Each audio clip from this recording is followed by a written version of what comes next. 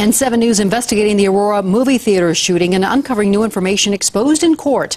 Tonight we're learning of a possible phone call James Holmes made 9 minutes before the shooting began. We have team coverage tonight. 7 News reporter Jaclyn Allen digging into the defense's case. And we start with Amanda Kost, our eyes and ears in the courtroom today. Amanda? Well, Ann, we saw the suspected shooter with a different appearance and for the first time heard from his psychiatrist, Dr. Lynn Fenton. His dyed hair cut, faded, face shaven.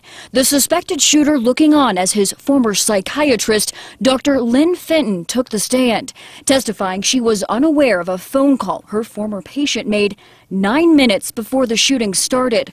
The call in question to the CU hospital operator, a way to reach Fenton after hours.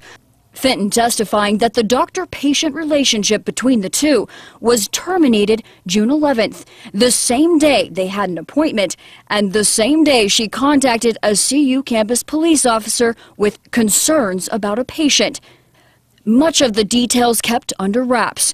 Determining doctor-patient privilege was the focus of the hearing, specifically for the suspect's notebook. It was packed in a bubble mailer envelope and addressed to Fenton, then dropped in the mail the evening of July 19th, just hours before the midnight murders inside the Century 16 Theater. The defendant smiling as the prosecution claimed he planned to be dead, in custody, or on the run by the time Fenton received his notebook.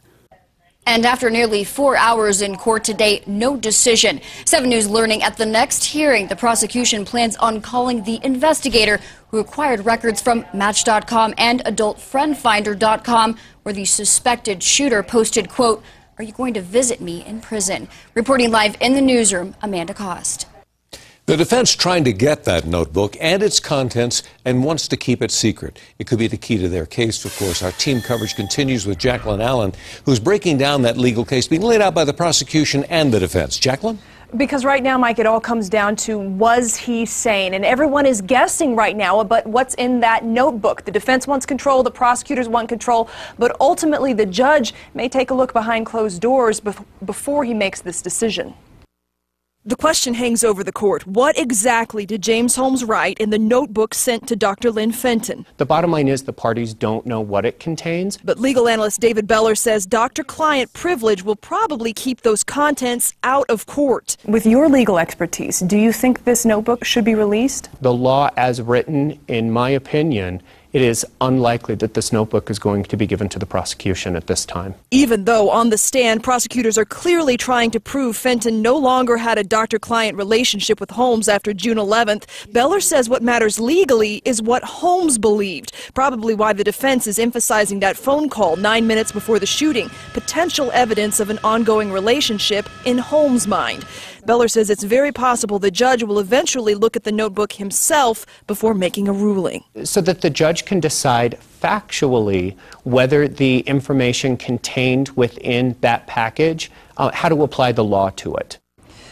And the judge is being very cautious about doctor-client privilege, saying that this is an issue that will continue to come up throughout the trial. The judge is expected to make a decision the next hearing on September 20th. Reporting live, Jaclyn Allen, 7 News. Thank you, Jaclyn. And our Call 7 investigators uncovering more information on Holmes' past. We are learning that James Holmes applied to the University of Iowa's neuroscience program and was rejected before he decided on the University of Colorado. New records released today show the director of the University of Iowa's graduate program in neuroscience told colleagues in January of 2011 they were not to offer admission to Holmes under any circumstances. A second professor then agreed. Now, we've confirmed both of the professors personally interviewed Holmes. An interesting note in Holmes' admission packet, he wrote about his role as a counselor and mentor at a teenage summer camp. He wrote of wanting to help a child with schizophrenia. He also said at 3:30 a.m. the child woke up and vacuumed the ceiling of their cabin. He noted that the kids were heavily medicated, but that it didn't solve their problems, it only created new ones. He wrote that he wanted to help them, but he couldn't, and that's where neuroscience research becomes invaluable. Now, our Call 7 investigators are always learning new information on the movie theater tragedy and about the suspect. For all the latest information, stay with 7 News and thedenverchannel.com.